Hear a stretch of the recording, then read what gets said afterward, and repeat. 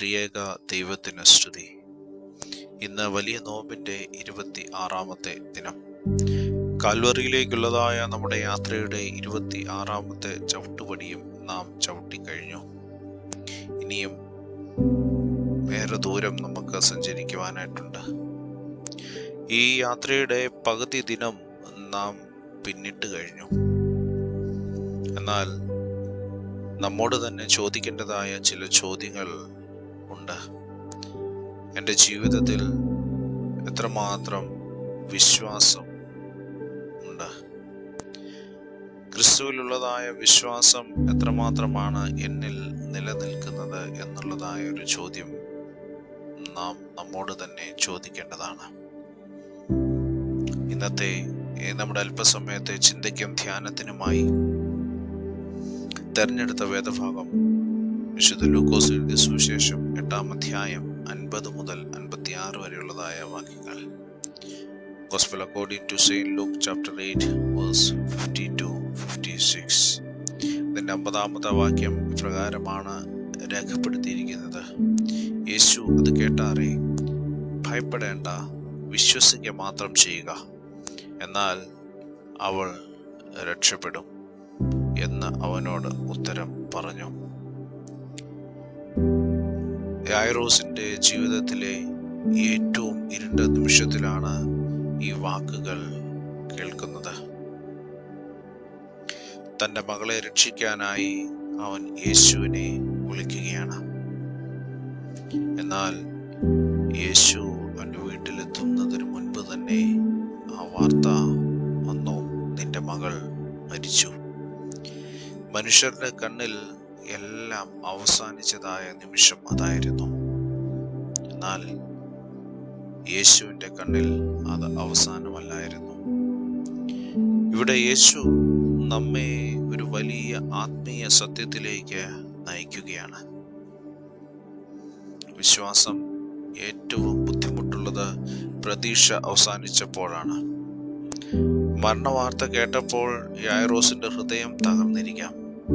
എന്നിരുന്നാലും യേശു അവനോട് പറഞ്ഞു, ഭയപ്പെടേണ്ട, വിശ്വസിക്കുക മാത്രം ചെയ്യുക. പ്രിയമുള്ളവരെ, ഈ വലിയ നോമ്പിന്റെ യാത്രയിൽ നാം പലപ്പോഴും ആത്മീയമായ മരണം അനുഭവിക്കുന്നു. ചിലപ്പോൾ പ്രാർത്ഥന ശൂന്യമെന്ന് നമുക്ക് തോന്നാം. വിശ്വാസം ക്ഷയിക്കുന്നത് പോലെ തോന്നാം. നമ്മുടെ ആത്മീയ ജീവിതം മരിച്ചു പോയതുപോലെ നമുക്ക് അനുഭവപ്പെടാം. എന്നാൽ ക്രിസ്തു മരണത്തിന്റെ അതിരിലും പ്രവർത്തിക്കുന്നവനാണ്. യേശു ആ വീട്ടിലെത്തിയപ്പോൾ ആളുകൾ കരഞ്ഞുകൊണ്ടിരിക്കുകയായിരുന്നു. അവർ പറഞ്ഞു, അവൾ മരിച്ചുപോയി. പക്ഷേ യേശു പറഞ്ഞു, അവൾ മരിച്ചിട്ടില്ല, അവൾ ഉറങ്ങുകയാണ്. ലോകം അവസാനം എന്ന് പറയുന്നിടത്ത് ദൈവം പുതിയ തുടക്കം കാണുകയാണ്. പിന്നീട് യേശു ആ ബാലയുടെ കൈ പിടിച്ചുകൊണ്ട് പറയുകയാണ്, ബാലേ, എഴുന്നേൽക്ക. അവളുടെ ആത്മാവ് മടങ്ങി വന്ന് അവൾ ഉടനെ എഴുന്നേറ്റു. ഈ സംഭവം ഒരു അത്ഭുതം മാത്രമല്ല, അത് ക്രിസ്തുവിൻ്റെ ശക്തിയുടെ വെളിപ്പെടുത്തലാണ്. മരണത്തെ പോലും കീഴടക്കുന്നതായ ശക്തി. മഹാനോമ്പ് അല്ലെങ്കിൽ വലിയ നോമ്പ് നമ്മെ ഓർമ്മിപ്പിക്കുന്നത് ഇത് തന്നെയാണ്. ക്രൂശിന്റെ ഇരുട്ടിന് ശേഷം ഒരു ഉയർപ്പ് ഉണ്ടാകും. നിരാശയുടെ നിശബ്ദതയ്ക്ക് ശേഷം ജീവന്റെ ശബ്ദം നാം കേൾക്കും. ഇന്ന് ക്രിസ്തു നമ്മുടെ ഹൃദയത്തോട് പറയുന്നത് ഇപ്രകാരമായിരിക്കാം: ഭയപ്പെടേണ്ട, വിശ്വസിക്കുക മാത്രം ചെയ്യുക. ഇന്ന് എത്രമാത്രം വിശ്വാസം നമുക്കുണ്ട്? ഒരു നിമിഷമെങ്കിലും നാം വിശ്വാസത്തിൽ നിന്ന് വ്യതിചലിച്ചവരായിരിക്കാം. നമ്മുടെ പ്രാർത്ഥനകൾക്ക് മറുപടിയായി ലഭിക്കാഞ്ഞപ്പോൾ നാം വിശ്വാസത്തിൽ നിന്ന് ഒരു നിമിഷമെങ്കിലും മാറിപ്പോയിരിക്കാം. പ്രിയരെ, നമ്മുടെ പ്രാർത്ഥനകൾക്ക് മറുപടി മറുപടിയെ തരുന്നവനാണ് നമ്മുടെ ദൈവം. യായിറോസിന്റെ മകളെ ഉയർപ്പിച്ചവനായ ദൈവം വിശ്വാസത്തിൽ എല്ലാവരെയും ഉറപ്പിക്കുകയായിരുന്നു. നമ്മുടെ ജീവിതത്തിലും വിശ്വാസത്തോടുകൂടെ മുൻപോട്ട് പോകുവാനായിട്ട് ഇടയായി തീരട്ടെ. അതിന് ദൈവം അനുഗ്രഹിക്കട്ടെ. കണ്ണുകളെ അടയ്ക്കാം, പ്രാർത്ഥിക്കാം.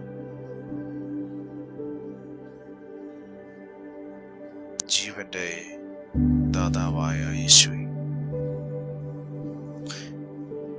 എൻ്റെ ഭയങ്ങളെയും നിരാശകളെയും നിന്റെ കയ്യിൽ ഏൽപ്പിക്കുന്നു.